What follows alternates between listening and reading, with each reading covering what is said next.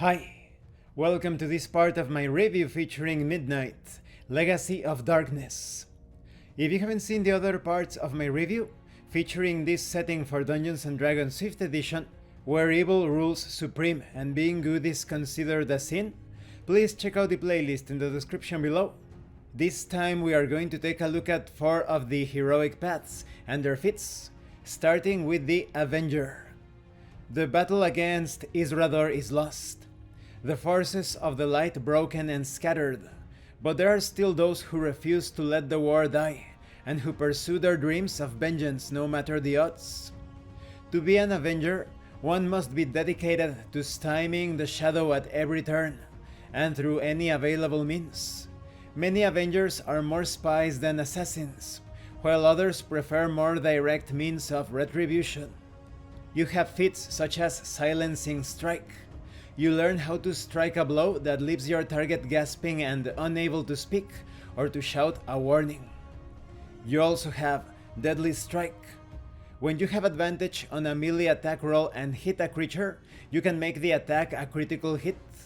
Once you have made a deadly strike, you cannot do so again until you have completed a short or long rest. Then we have the Beastborn. Whereas some heroic paths allow characters to communicate with animals, the Beastborn has simply become one. Long years of suffering under the yoke of the Night Kings and their foul minions have taken the last shred of civilization from the Beastborn. The Beastborn lives by only one code: kill or be killed. You have feats such as Vicious Assault. You become so vicious and aggressive that you can tear enemies to pieces with your bare hands.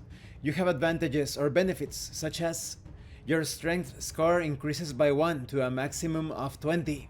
Your unarmed strike uses a d6 for damage.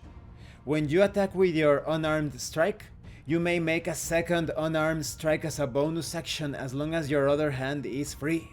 You also have Apex Predator. You become the most dangerous animal in the wild, and all those around you can sense it.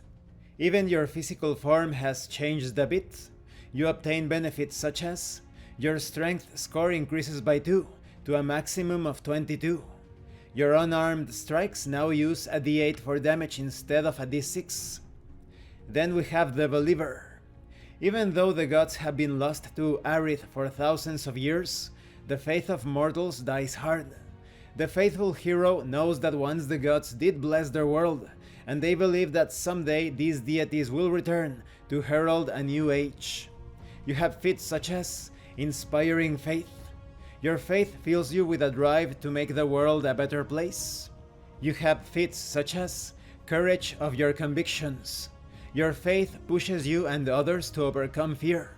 On your turn, you can expend Inspiration and use a bonus action to end one of the following conditions, afflicting you and all allies within 50 feet: Charmed, Frightened, Paralyzed, or Stunned.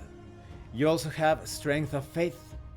Every time your will holds against the darkness, it only reaffirms your faith, giving you some benefits such as your Wisdom, Intelligence, or Charisma score increases by 1 to a maximum of 20. When you succeed on a Wisdom, Intelligence, or Charisma saving throw, you or one ally within 30 feet gains Inspiration. Then we have the Channeler. Magic is a rare and powerful force in Eredane, and mortals who can wield it are rarer still. Most arcane spellcasters of any accomplishment perished or were corrupted at the end of the Third Age. People who know and can cast a few useful spells are not completely unknown in Eredane. There are still some wizards, druids, and other magic users in the world. Channelers lead lives of great risk and danger. Their innate power marks them as threats to the Night Kings and their dominion. You have feats such as The Eye Opens. Your mind is so infused with magic that you gain the ability to see the truth of things around you, giving you the following benefits. Your Wisdom score increases by 1 to a maximum of 20. You may cast the spell True Seeing on yourself 3 times without using a spell slot. After you have cast it for the 3rd time, you must complete a long rest before casting it again this way. You also have Mind Within the Whip. Your mind remains linked to the wave of magic around you at all times, and you are able to drink from that flow of power without conscious thought, allowing you to concentrate on 2 spells at a time, giving you the following benefits.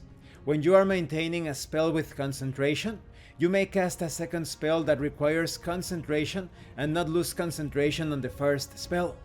If you cast a third spell that requires concentration, you lose concentration on one of the first 2 spells of your choice. And this concludes this part of the review. In the next part we are going to continue with these heroic paths. When it comes to the Avenger, this is all about subtlety and surgical attacks. When it comes to the Beastborn, this is an all-rounder, damage dealer, frontliner sort of combatant. When it comes to the Believer, this is all about protecting and boosting your allies. While the Channeler is very interesting in its versatility, you can handle all sorts of situations through your spells, so it mostly has to do with adapting to the situation. Thank you for watching this part of the review, and thank you for your likes and your comments. If you have any questions or comments, please let me know. And thank you so much to those of you that are going the extra mile to support the channel. If anyone else wishes to further support the channel, the information on how to do that will be in the description below. And remember, it is better to roleplay and fail in character than not to roleplay and fail as a player. Once again, thank you, and see you later.